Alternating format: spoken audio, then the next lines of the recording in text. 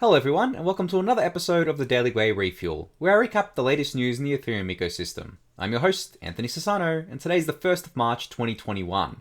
Alright everyone, brand new month ahead of us, so today I'll be going over the kind of news from the weekend, Friday, Saturday and Sunday. There was a fair bit that happened, so we can get right into it, but before I did that, I guess, a bit of comments on the price action, right? It seems that we had a bit of craziness over the weekend, right? I think ETH dropped down to almost $1,300, Bitcoin was about 43k or something like that. It's pretty brutal. It was definitely not fun, but I posted this kind of chart to Twitter. I don't usually post charts on there, but basically what this shows is Bitcoin's last cycle, so its last market cycle from 2014, I think, or kind of like its last all-time high when it went to about $1,200, which was end of 2013, up until I guess the beginning of 2017 when it broke through its all-time high with kind of conviction there.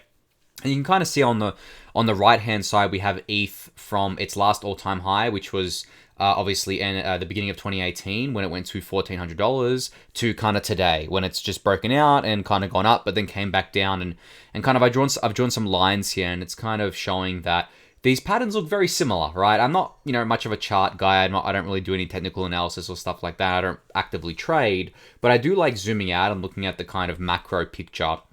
Now, I've been a firm believer in the thesis that ETH, in terms of its market cycle, is just repeating Bitcoin's kind of last market cycle. And it seems that that's kind of what's happening here. And it lines up pretty well because I guess this was posted about 24 hours ago now. And since then, we've kind of bounced off that line that I drew on ETH and we're back up to over $1,500, which is exactly what happened, I guess, on the left-hand side chart there. And these are weekly charts, so kind of gives you a nice little picture there. But yeah, I just thought this was very interesting.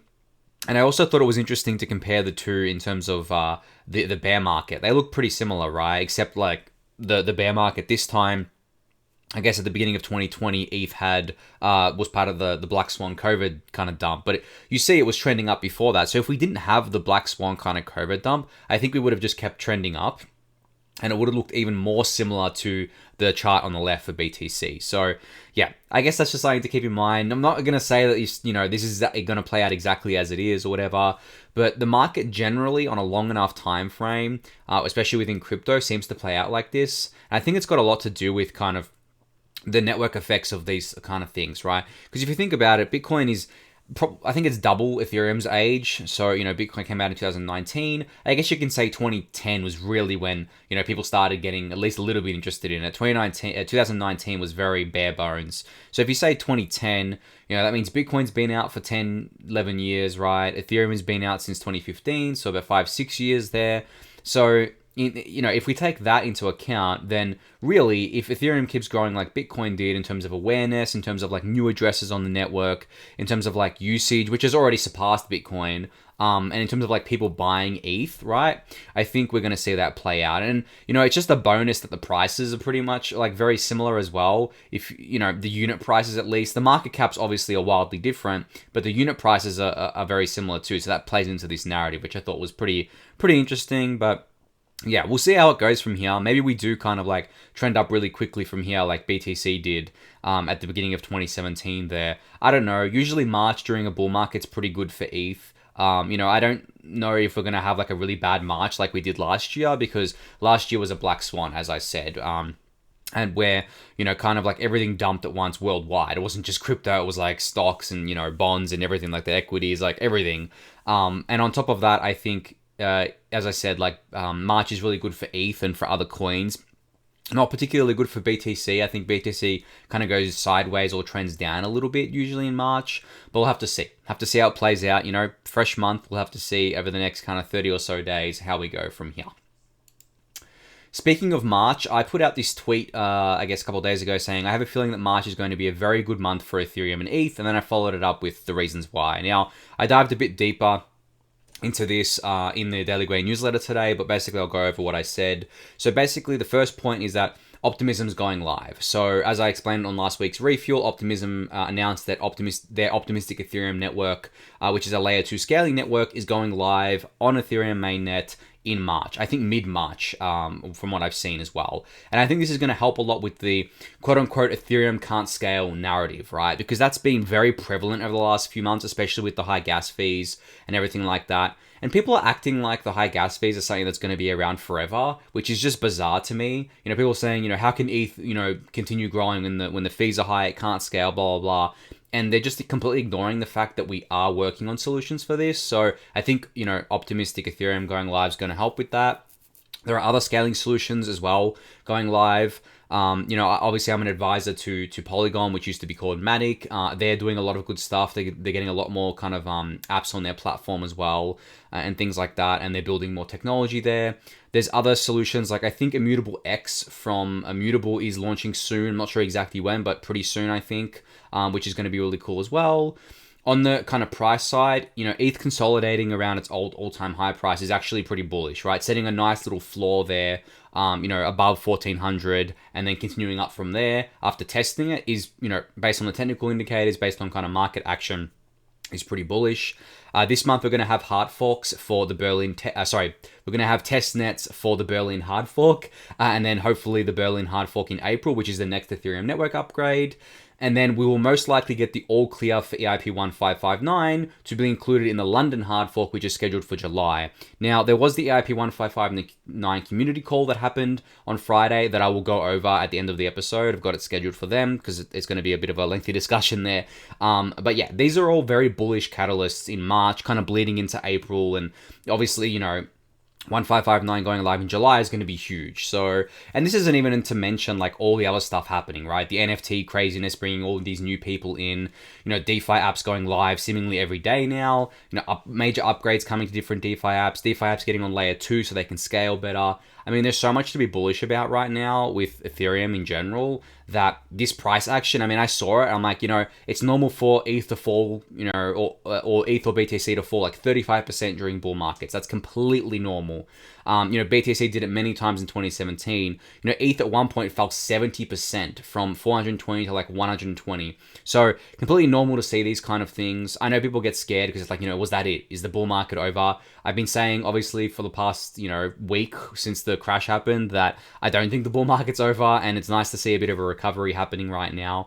But yeah, it's always hard to tell with the price, but I think, you know, it's always good to look at the fundamentals, step away from the charts, listen to some podcasts. What really helps me actually is listening to podcasts because they're very positive, right? You get to hear from the builders and you get really excited about things. I mean, the other day I told you guys that I was listening to the scaling podcast on the Bankless podcast, the one with Synthetics, Loopring, and Immutable, and you know that was just getting me really, really bullish. And this was during the massive crash when it was coming down from 2000, and ETH was like at 1500 again, and I was like, like what? You know, it was kind of like, I mean, you know, crappy to see that happen, right? But then you know you step away and you remember why you're so bullish, based on the fundamentals, not based on like the day-to-day price movement. So always good to keep that in mind as well. But yeah, March is shaping up to be a really, really awesome month for Ethereum, I think. Speaking of ETH's value, I did want to talk about this tweet that I put out about ETH's value accrual pillars. Now, I think I've spoken about it on the refuel before, but basically ETH has these three main value accrual pillars. The first one being staking in ETH2, which will just be called Ethereum eventually, of course. So I guess just staking ETH in general, right? There's currently 3.3 million ETH staked, which is about $5 billion, I think, at current prices, maybe a bit less than that. And that's earning an ETH-denominated return, right? I think demand for staking is just going to be persistent. I think we're always going to have millions of ETH staked. I think it's going to settle around a certain amount because of the APY that gets paid. I don't think that'll get, that might get like to a point where it's too low for people to kind of stake, but there'll always be like this perpetual kind of like ETH staked. And then the existing stakers are probably just going to restake or just take the ETH and use it as collateral in DeFi, which brings me to my second point, that ETH is trustless collateral in DeFi. It is, you know, highly liquid collateral, right? It is accepted everywhere as collateral. It is completely decentralized because it's the native token of the Ethereum network. And you don't have to trust anyone. Like, you know, there's a lot of custodial kind of collateral solutions like WBTC where you have to trust that they're not going to freeze your WBTC, right? With ETH, you don't have to trust anyone. And there's currently 8.4 million ETH locked in DeFi right now. A lot of it's in Maker, right? Supporting a lot of DAI, which is really cool. I think that's just going to keep growing. You know, the fact that we already have 8.4 million in there is really, really bullish. That's like I think how much of a supply is that? I think it's like 5 or 6% of the total supply or something like that. So it's a lot, right? And then the third bit here for its value accrual pillars is that it's used to pay fees on the network. And this is going to be constant demand forever. As long as the Ethereum network is used, ETH will be used to pay fees. And this, of course, is supercharged with EIP-1559, not only because of the fee burning, but also because it cements ETH as the only token that can be used to pay the base fee, right? Because the EIP-1559 comes with the base fee and the tip. And as I've explained on the refuel before, right now miners can actually go completely around this and then just like put whatever transactions they want into blocks and accept transaction fees out of bounds. So I can go to a miner or a mining pool and kind of say, hey, can you put this transaction in? Instead of paying you, $10 in ETH, I'm going to pay you $10 in USDC. And if they take that, then they completely bypass the need to pay ETH for fees, right? Now, obviously the coordination efforts and everything like this means that this probably wouldn't take off in a big way. But what 1559 does with the base fees, it basically cements that the base fee always has to be paid in ETH, which is then burned. So that's a kind of a double whammy there for ETH value accrual. And the reason why these are value accrual pillars is because staking brings demand for ETH, right? Because people want to stake their ETH to get more ETH. Using it as trust collateral in DeFi is obviously a huge use case because you want to be able to put up collateral, borrow stablecoins, do yield farming, whatever.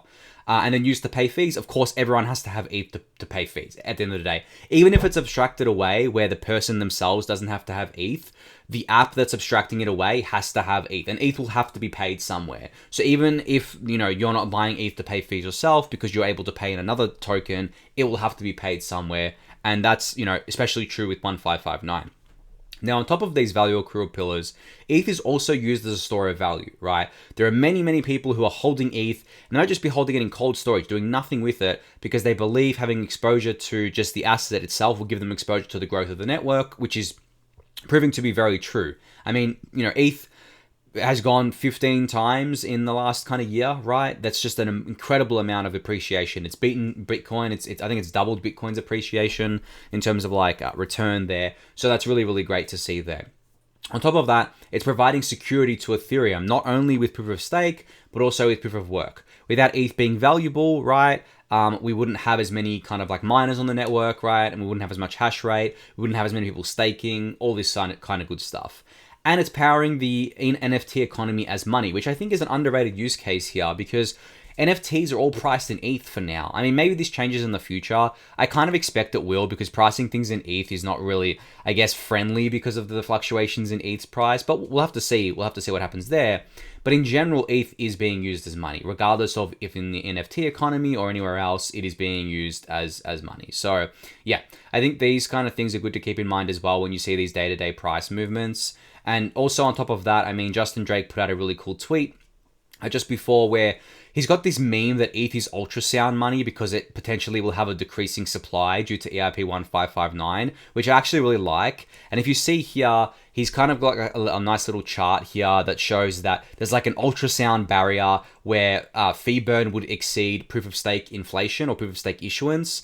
The assumption here is that 20 million ETH is staked and there is 70% of a fee burn. Now, we only have 3.3 million ETH staked, so the inflation imposed is much lower than it would be at 20 million. And we don't have EIP-1559 yet, so there's no fee burn, but this is showing what the potential is. And he's got Ultra Mark 1 and Ultra Mark 2 here, which I thought was pretty funny. But basically, based on the fees being paid today, we're potentially already at a point where ETH will become deflationary, net deflationary, right, after paying out the issuance in ETH2 as well. So, I mean, again, looking at all these fundamental things, reminding yourself about them, reminding yourself about why you bought ETH in the first place is always a good way to go about it. And I mean, I put a tweet out before saying that during these dumps, right, these really heavy dumps, I kind of think to myself, I remind myself about all these things and I'm like, okay, why aren't I buying more ETH right now? If I truly believe these things, if I truly believe that these things are going to lead to ETH value accrual, why am I not buying ETH? And I do. I go ahead and buy more ETH with whatever money I can, whether that's trading other tokens for ETH or whether that's using yield farming gains, which I usually do, right, to buy more ETH. And I think that's just a good way to play it. Always reminding yourself about things, but also, there is a risk there. for example, if ETH went to $10,000 and then dumped down to 7,000, I'd probably be reanalyzing it then, be like, yes, I'm bullish on things right now, but like, is the market like super hot, right? Have we just gone through like a massive bull market? Is this kind of like the top for a while? And then you kind of have to reevaluate it there. But in certain scenarios, for me, I still think ETH is incredibly undervalued for what it is and how much utility it has right now as an asset. So yeah, I mean, I keep buying, and I'm going to keep buying for a while. I mean, I have a permanent ETH bag that I'm going to keep, that I just want to keep there and stake with it and use it as collateral. Never want to kind of let go of it. And I think that's a really cool thing to strive for if you can do it. And obviously, not everyone's in the same position. You have to kind of think about your own position here. And obviously, none of anything that I say here is investment advice, but always good to keep yourself kind of on your toes about the fundamentals of things. I think is really important. So gas was really cheap over the weekend. We had, I think, fast. I mean, I've got this extension here. It's gone up a little bit since then. And actually, there's an extension from gasnow.org, a new Chrome extension that I thought was really cool, that shows you gas prices. There's a few of these now, which is really cool. But anyway, gas over the weekend dropped down to, I think, like the 60s for fast, which is the lowest it's been in quite a while. And then I put a kind of tweet out about it. I mean, here you go. Like, it was 73 on fast, but I think it dropped down to 60s. I put a tweet out saying, nature is healing for now, and then things to do while gas is cheap. I think it's always good to keep a list of things to do when gas is kind of like, under 100 at least. And these things consist of getting on layer 2s, right? Because onboarding onto layer 2s does cost gas on layer 1. And, once you get on there, it's kind of like, you're free to do whatever you want on there, but getting on there can be expensive. Harvesting any of the yields that you've been waiting to harvest, always a good thing to do. Swapping some of your, I said shitcoins here for ETH. What I meant by that was basically just anything in your portfolio that you've been wanting to get rid of that is like just a couple of $100 or something, right? And that like sometimes doesn't make sense to trade because of the transaction fees. This is a good time to do it as well. And you can check all the balances using Zappify. I mean, I love using Zappify to find things I didn't even know existed in some of my addresses. And most importantly, I think, is revoking contract approval. So for those who don't know what this is, there are multiple tools to do this, but basically you can search your address here in this search box and on the other tools, and it'll show you all the contracts that you've approved to spend your assets. Now, the reason why you want to revoke the contracts from, especially ones that you don't use anymore, is because a lot of them do what's called infinite approval. Now, what this means is that if you've approved a transaction to spend your USDC, for example, right, and you've given them the infinite ability to spend, you've given them the ability to spend infinite amount of your USDC.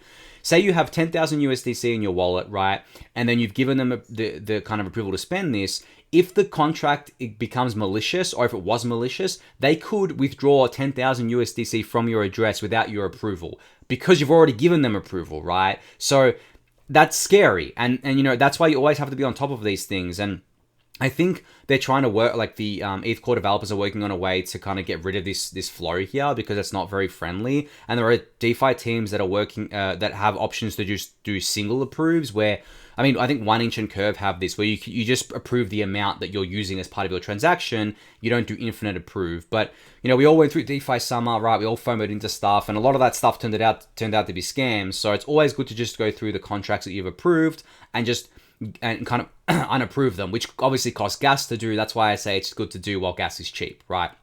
So yeah, there's just a list of things to do. You've probably got things that you want to do as well that are too expensive normally. Definitely just get a list ready, and then when you see gas is cheap, just go for it, I think. And on the note of gas being cheap, there was a bit of theories going on over the weekend about why. So Vitalik actually proposed something to the Ethereum GitHub to remove the gas refund tied to the self-destruct method on Ethereum in the London upgrade. Now, in normal people terms, what this means is that Vitalik basically said we should remove the ability to mint gas tokens. Now, for those who don't know what gas tokens are, they basically allow you to kind of mint gas, I guess, at a cheaper price. If that's probably maybe the best way to explain it. And then you can kind of like use it when it's more expensive. So say you mint the gas token at like 70 Gwei, right? You can use that gas at like 100 Gwei, and it's like you're spending it on 70 Gwei.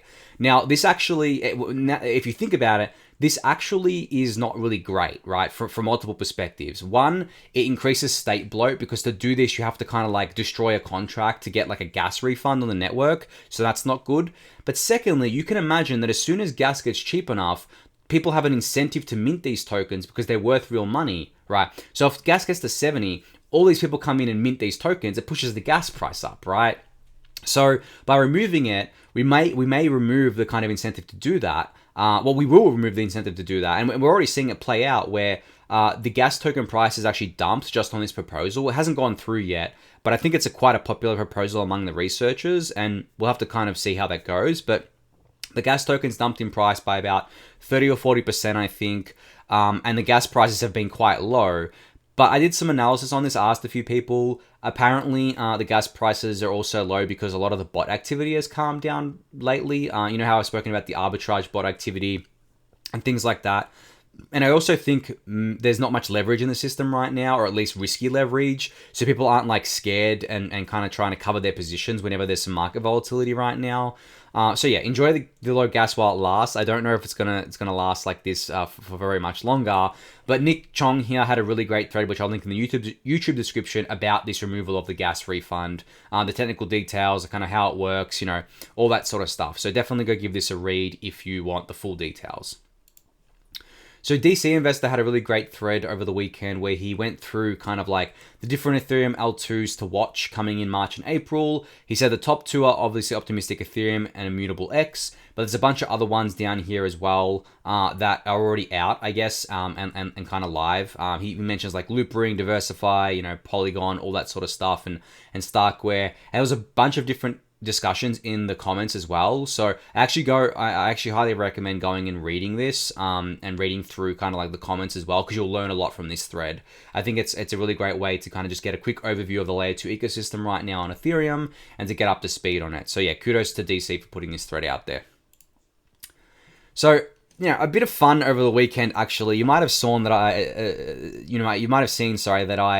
on Twitter was kind of like, I guess, bashing Cardano a little bit. And I don't mean to pick on, you know, Cardano specifically. I just, I think it's just like an easy target for me. But Antiprosynthesis had a really great tweet here where he basically kind of like said, this is what ETH FUD was like in 1995. And he goes on to say, and I quote, "The internet is too complicated and the many websites being built could contain bugs and scammed. We must stick to Gopher." And then he says, "Dial-up internet is too slow and expensive. Although broadband is coming, we should invest in another dial-up internet without users." And this is what it would be like to hear like ETH FUD in 1995, right? And I've used this example in the past where I said that Ethereum today is at like the dial-up stage, or maybe even the 56k modem stage, where, you know, it's very slow. Not many people can access it because it's expensive. It's not really rolled out in any big way yet, right? It has some network effects. But I think, you know, with layer 2 coming, with ETH 2 coming, that's our like broadband moment, right? That's our fiber internet moment. That's when we get like this mass kind of network effects going. And I think it's short-sighted to say stuff like, you know, Ethereum can't scale, Ethereum's dead, Ethereum's like not going to make it and stuff like this. And actually, this is why I was picking on the Cardano kind of community, is because like they were just coming at me with all these weird kind of talking points, saying, you know, Cardano is going to be, you're going to beat Ethereum for this, this, and this, and then having a go at me saying, you know, I'm a toxic ETH maxi for calling that out, when it was just so hypocritical to me. I was like, what? Like, you guys are saying that ETH is crap, it's going to die, it can't scale, and then you're having a go at me because I'm just hitting back and saying, you know, Cardano doesn't have smart contracts and it's so overvalued, whatever. I mean, it's just funny when I see this playing out. So I mean, this kind of like fighting and drama is so like useless. I don't even know why I get caught up in it sometimes, but I think it's important to educate people as well and to kind of like get the conversation started on these things, because so many of them, these other layer 1s are so overvalued for what they are. And I just, because it's a bull market, I think that's the case. But in general, I just like think that just because you made money on a token, right, doesn't mean that the platform is good. That applies to everything.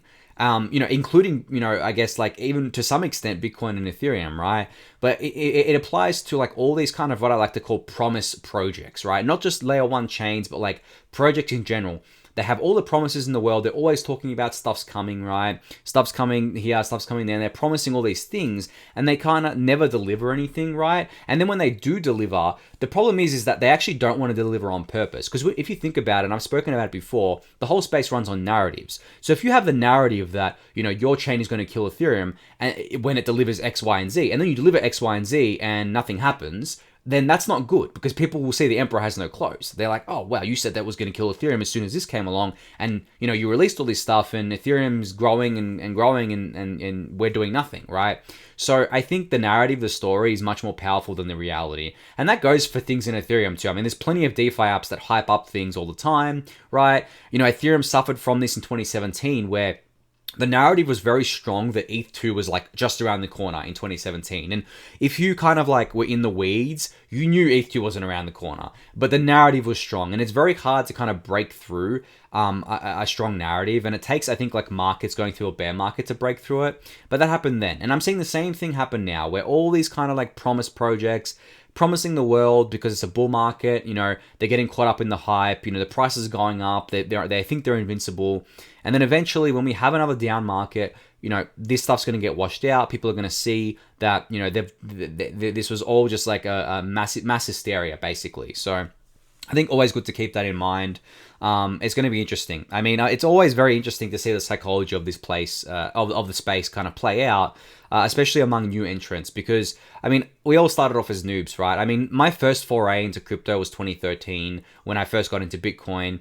I fell for so many scams, like, I'll be honest, like so many pump and dumps. I mean, I was very young as well. I was in my early 20s. And then, I kind of like left the space then and kind of like ignored it until I came back in 2017, in early 2017, discovered Ethereum and all that. But even in 2017, I was falling for some of the kind of narratives where, I participated in the Polkadot ICO in September of 2017 because I believed that, this kind of like thing was going to, I believe all the stories that were telling, like it's multi-chain world, right? Polkadot's going to be additive to Ethereum, blah, blah, blah, all this sort of stuff. And turns out, Polkadot, is not additive to Ethereum. Its creators waged war on Ethereum and wants to replace Ethereum. And also my biggest kind of, miss in 2017 was a platform called Aeon.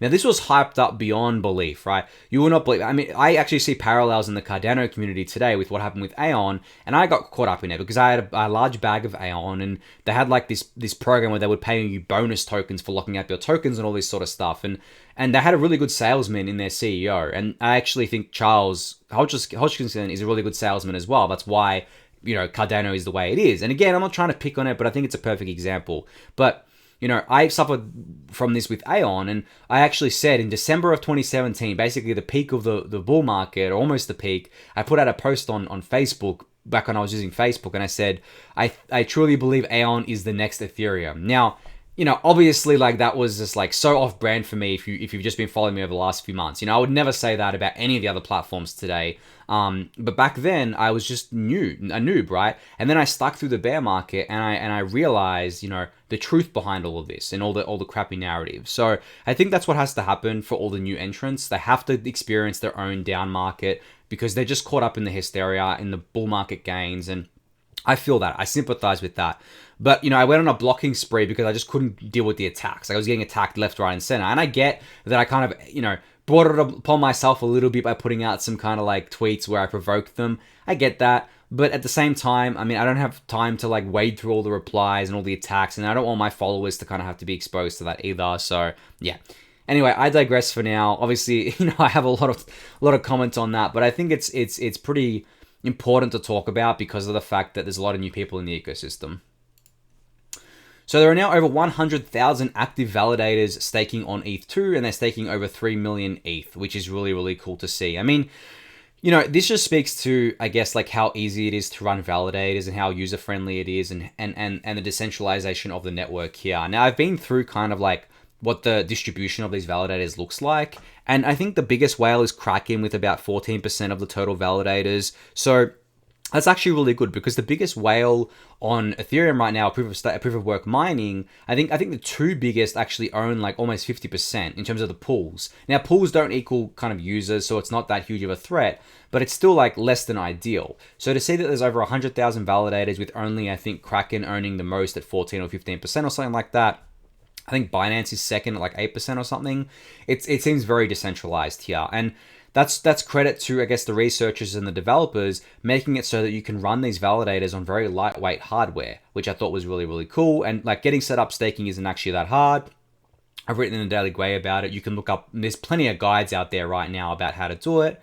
on your own. Obviously, the barrier to entry is now pretty high because it's a 32 ETH minimum. But as I've spoken about before, right, I mean, there's going to be decentralized solutions coming out like Rocket Pool and things like that, hopefully soon. And then, you can always stake on an exchange if you want. Obviously, that doesn't help with decentralization. But if you've only got like a few ETH, then I totally don't blame you for wanting to stake, but not being able to do so because you don't have the minimum, right? So you can stake on a centralized exchange. That's all fine there. But yeah, really great achievement for the ETH2 network here. So Alchemix, I spoke about this protocol, I think a couple of times over the last couple of weeks. They officially went live, so you can go to app.alchemix.fi, and then you can go on there and basically put your stable coins in there and yield farm, essentially. They're paying out their ALCX token in yield farming. Right now, there's like a pool too, so you can put like ALCX and ETH into SushiSwap and earn kind of rewards there. And you can also put your stable coins into their farms too to earn it. And I think they hit like, a couple $100 million of TVL or something like that, or with just DAI. And they're using Yearn vaults for this as well. So they're kind of like feeding value into Yearn, which I thought was really cool. So definitely go check out the project. I think it's really interesting, and there's some really great APY right now, given that the token price went pretty nuts actually. So definitely worth checking out. So, okay, this is the EIP-1559 section. I'll go into Hasu's blog post in a sec. But basically, on Friday, I think it was like a couple of hours after the last refuel came out, we had the EIP-1559 community call. And this was a call to bring together, I guess, a bunch of stakeholders within the community, right? The community members, developers, core developers, researchers, and miners to discuss 1559. Really, the heart of it was to just get miners' concerns out in the open, right? And hear their arguments. Now, I've obviously gone on about this like for the past couple of weeks and about how, I don't think miners have any kind of sway in 1559 going in or not. I think all their threats are bluffs. I don't think anything bad's going to happen. And after watching this call, I kind of just think that even more because, I mean, you can read this thread because Tim put together a really great thread here of all the arguments, but I watched the whole kind of thing, and the TLDR of the miner arguments was just that they were going to take a pay cut and they wanted to make up for that, whether that be increasing the block rewards or kind of like getting rid of the fee burn. Both of those things are not going to happen. I mean, the community would not want that to happen at all. Because we don't need to, right? We're already overpaying miners. And they had arguments like, the network's going to become less secure because the miners are going to lose, I think, like 30 or 40% of their revenue, or their fee revenue and all this sort of stuff. And, it was just very unconvincing because there have been periods in time where miners have lost 90% of their revenue because of the bear market, right? And they've been fine. The network has not been attacked, right? The hash rate goes down as it should because the difficulty adjusts as more miners drop off because it becomes unprofitable and all this sort of stuff, right? So from that perspective, I don't think that argument was sound, where like cutting the rewards would increase the likelihood of an attack and things like that. So that was basically I mean, it's pretty obvious what their arguments were, right? They don't want a pay cut. But at the end of the day, the Ethereum network belongs to its users, right? Belongs to its kind of like its builders. It does not belong to miners. I've argued this many times. Miners are service providers, right? And not all the miners on this call were against 1559. There were 2 that were with it, right? But in terms of, I guess, like the Ethereum network itself, as I've explained before, miners are service providers, they get paid for their service, and that's it, right? The Ethereum community and the Ethereum developers and researchers and the ecosystem kind of stakeholders all determine whether the Ethereum kind of chain gets an upgrade or not. And this specific upgrade is, I guess you could call it a monetary policy upgrade because it does touch on, I guess, like burning fees. So I guess like the issuance can kind of go down because of that. But at the heart of it is a usability upgrade, right? That's going to bring much better usability to Ethereum for the gas market and for fees in general. It's not going to bring down fees, but it's going to smoothen it out, make the process a lot better.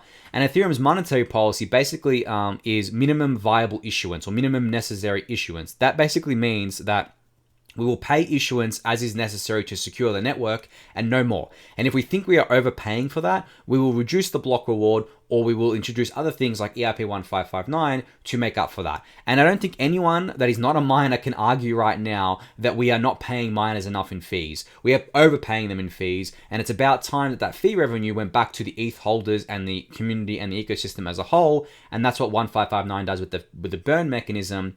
But again, the heart of 1559 was always the usability upgrade, which trumps minor concerns about a pay cut, because I don't think it's going to pose any threat to the network. There's been modeling done here, much more deep research and modeling done on this, and I don't think anything like that has come up before. So yeah, that was kind of the gist of it, but definitely read the thread to get a more detailed overview here. And I just wanted to quickly talk about a post that was published by Hasu and Georgios before the call. They were both on the call, and they published this just before it. And they basically, their blog post is called Establishing Bounds for Miner Revenue in 1559. So they basically did a deep analysis on how much miner revenue would be cut by in 1559, making a bunch of different kind of assumptions based on MEV as well. So basically, I think that what they said is that at most, the range is 20% to 35% of fees will be burned. So that's a 20% to 35% pay cut, which is basically the numbers that I've been quoting for quite a while and the numbers that I've been seeing thrown around. But it was good that this deeper analysis was done by these two guys. So yeah, definitely go read this as well. It'll be linked in the YouTube description for you. But I think that is it for today. I've gone over time. So yes, thank you again everyone for listening and watching. If you haven't done so, be sure to subscribe to the channel, give the video a thumbs up, join the Daily Gwei Discord channel, subscribe to the newsletter, and I'll catch you all tomorrow. Thanks everyone.